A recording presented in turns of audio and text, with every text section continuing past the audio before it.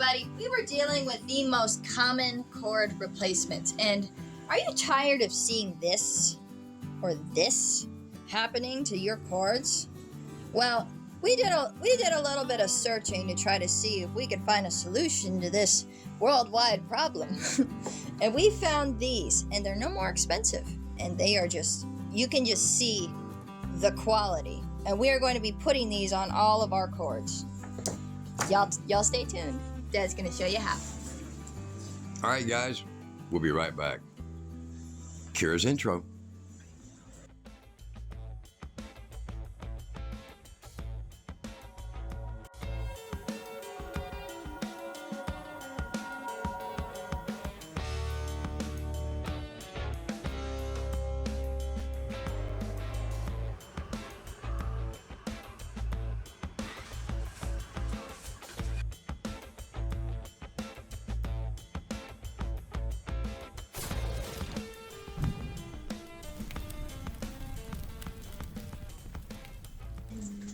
All right, while Kira is talking to her two boys, I'm going to get over here and explain what you just seen there in the beginning of the video. And this is an important discovery because there is so many of these brands. But I'd say about nearly 85%, unless you're wanting to spend $10 a piece and get nothing better than this. Look below the video. Look below the video. Now there'll be a link for these. And then I'll put another link for these so you'll understand the comparison. 25 bucks, $23 for a 5-pack, actually a 10-pack, 10 pieces. This is $2.30 a piece. These here are nearly $2.75 a piece, and we're going to open these up and show you. Now this is a 220 volt version, so I can show you it doesn't get better. It doesn't get better with this style. And cover that. Name brand, okay, very expensive name brands. This is Home Depot. These right here were bought off of Amazon. This one right here is another one from Lowe's. And this one right here was gotten off of eBay, but it is from a very popular name brand. This one's not a name brand, but we're going to get real in depth on it, okay? And we're going to open these all up and show you why this model right here is the most important one you'll ever decide to buy.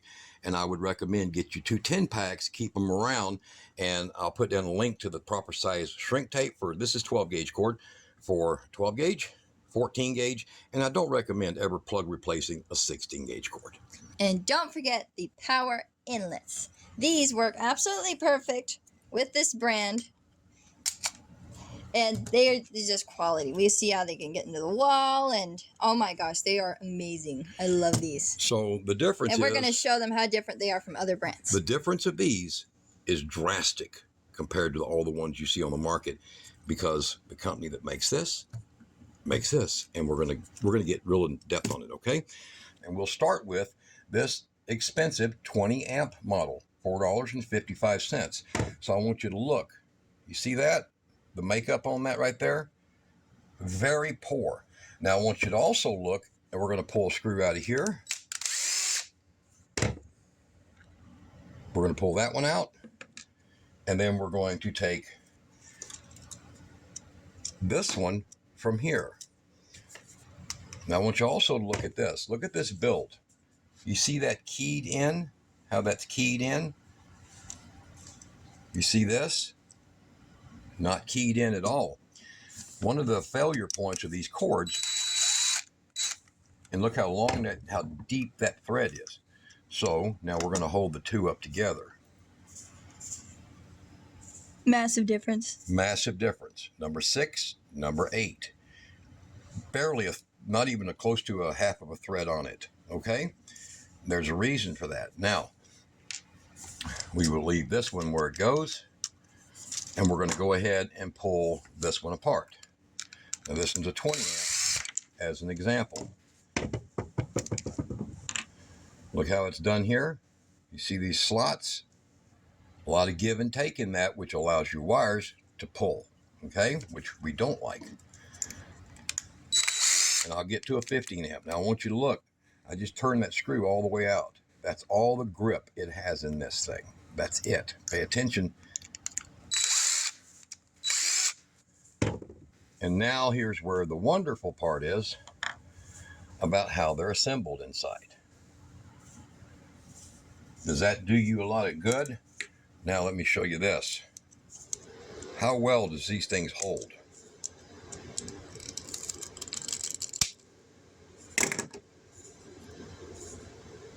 Not too dang good. That's an easy thing to happen.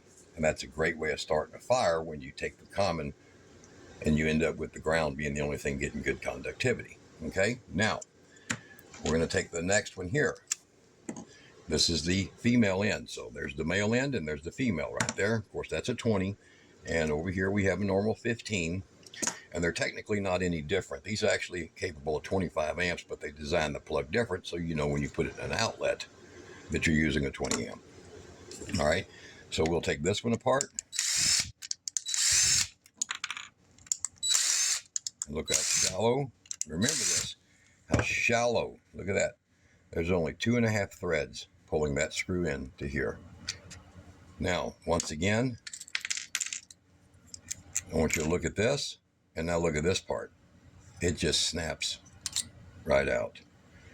And look at the weak conductors on that.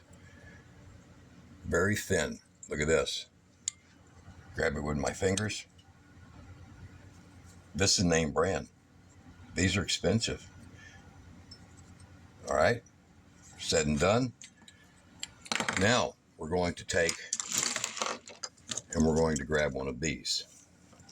Now remember, that link below the video, these are cheaper than these as a set. Cheaper. Now I'm going to take this loose and I'm going to show you, look how deep and long the screws go in. See? And notice how it keys in. There is no give or take. That thing locks. Okay? Now we're going to go over here.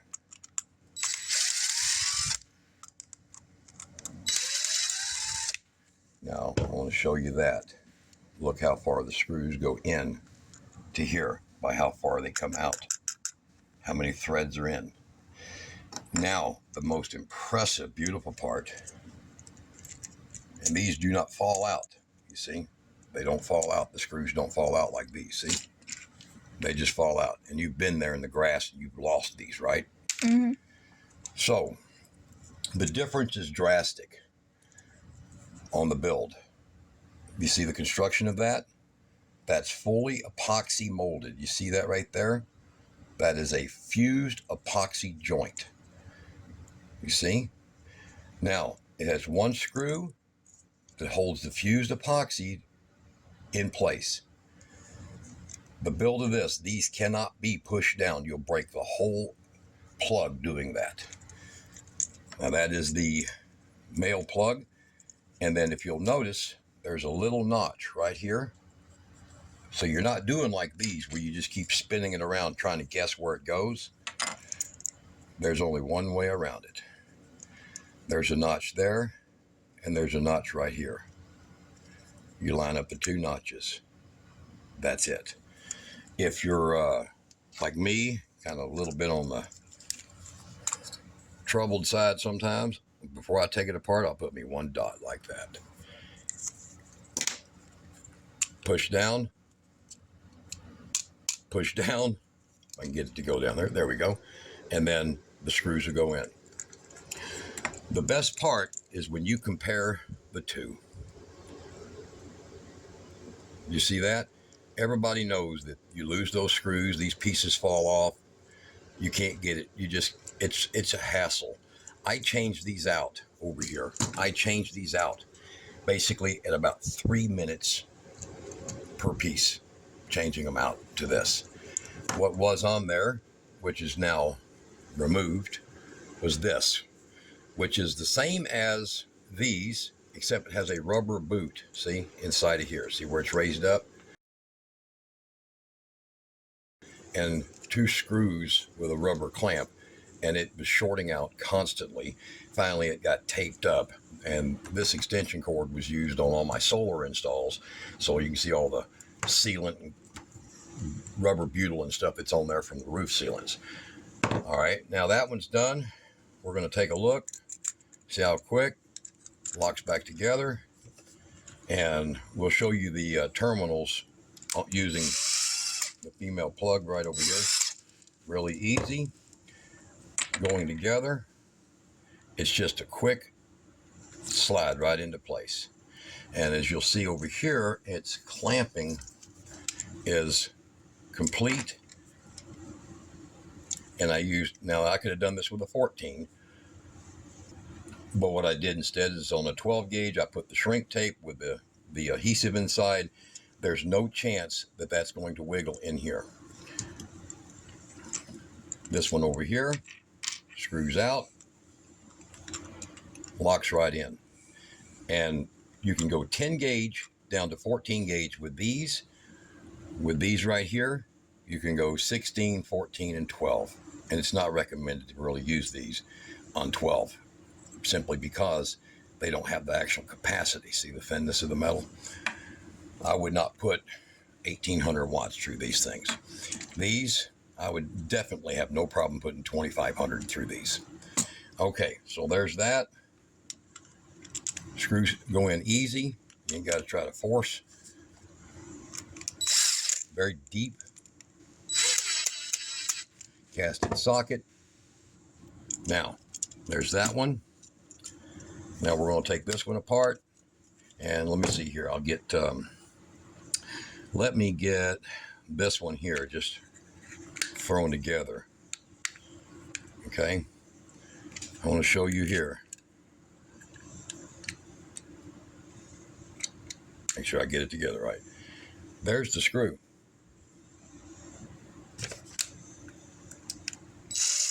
That's it.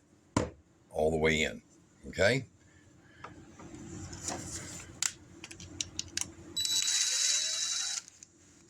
You literally have 2.5 times as many threads holding this together.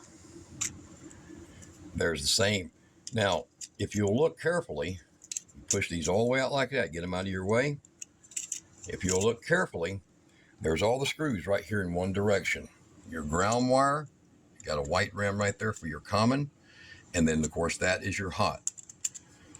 These have a single-sided full clamp that goes in them on all 3 sides here.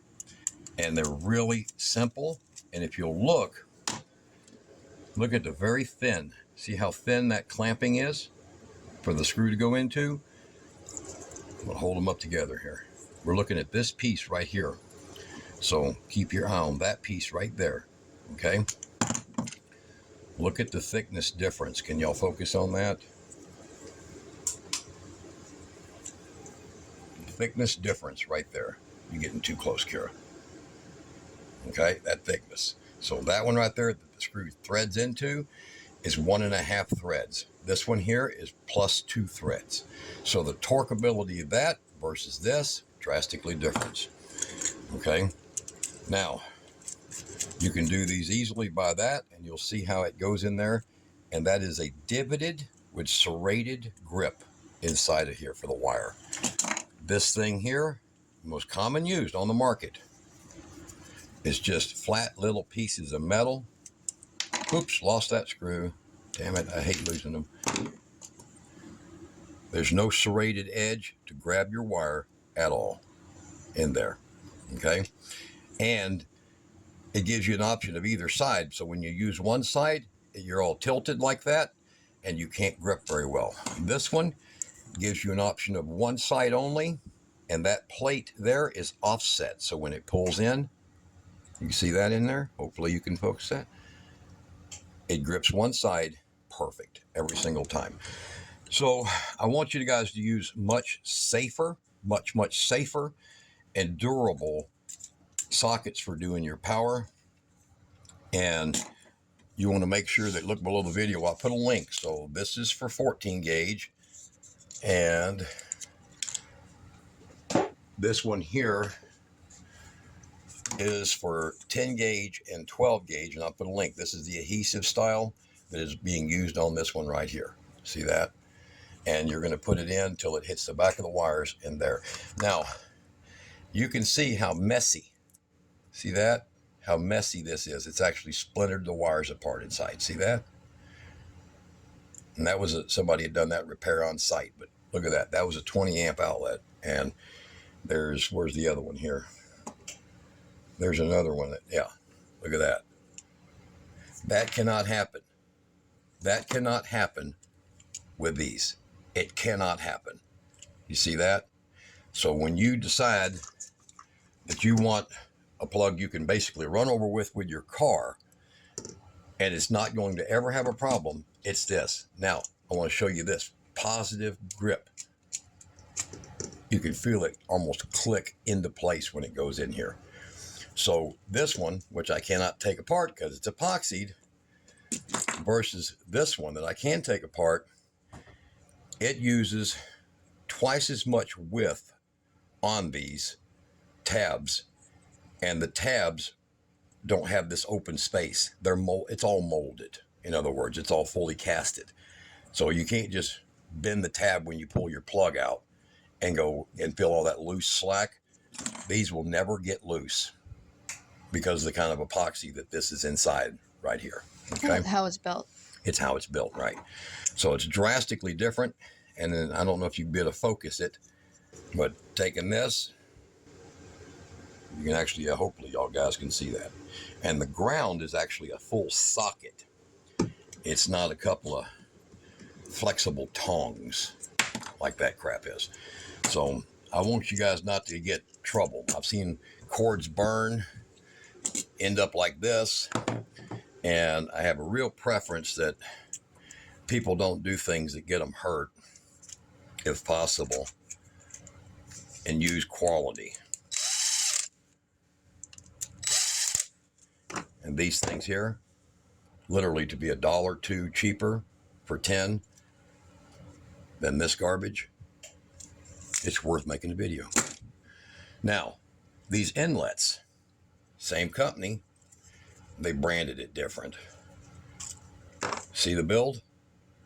Most of them you see, they look like this. Even the Leviton looks like this. All open and exposed. Do you want exposed in your walls? Do you want the kind that flex and bend in your walls? Or do you want that? Right there. You see that? See how perfect that is? So this fits in I think it's like 1 5/8 inch hole that you can drill. And when you put the boot back over it, it snaps on tight. Your wire comes out that end. And that way, if you've got an RV or a travel trailer or just a cargo trailer you use as a tool trailer, you can get this version, 30 amp version, and a 50 amp version for RV cords. You can mount this through the wall of your trailer, set your generator or your power outside, run your cord from so many feet away, and plug it straight in like that from the outside. This is called a bulkhead or a penetration outlet. Okay. And you have a little guy to protect you from the weather. Right. It has, of course, the boot. And this is not like those that have a rim here. This doesn't have a rim here with a little shallow little cap like 90% of them you see. This is a full, see those little grips? This is not easy putting it on and off, but it is absolutely waterproof. So they call it water resistant, I guess, but I mean, you could basically float this thing. No water gets in. And opening, not too hard. It does grab good. So, but seals out the elements, easy to install, comes with this nice gasket. See that gasket, how it's formed? All the rest of them just come with a little cheap piece of foam that rots, not this. So what's the difference in price of these? The part that's going to blow your mind with a construction like that versus the cheap ones, about $1 a piece difference. Spend the dollar, get twice as much. All right, so you could take this, take a power strip, cut that end off, install it into this, put it inside your trailer, and now you've got power without cutting holes, hanging it through windows, and everything else. And if you have an RV and you're parked at a park, they've always got an additional power service for 110 along with your 30 amp or 50 amp. Well, you can add this to the side of your RV, put an electric heater inside, 1500 watt. This will handle 2000 watts, 1500 watt heater, running a nice 12 gauge cord with the good plugs, the good sockets or plugs you want to call them, and boom, you can run an additional heater without stressing out your RV's power system or air conditioner even. So if you want to start your extra air conditioner, there you go. All right, that saves you a ton of trouble. All right, guys, long, sort of pointless video, but showing you how to use a few things to save you a lot of trouble. Yeah, I'd say probably my most favorite part about the new adapters we got is how big they are. Yeah. You don't electrocute yourself trying to unplug stuff. Exactly. You ain't got to worry about having your hands near the outlet or near the prongs to try. Look at that. See that? Look how misformed. You can't misform. So, wow. That was easy to bend. But there you go. Cheap and expensive. Cheap quality and expensive price. High quality and better price. All right. You guys be good. Glad to bring you something that hopefully it makes your day.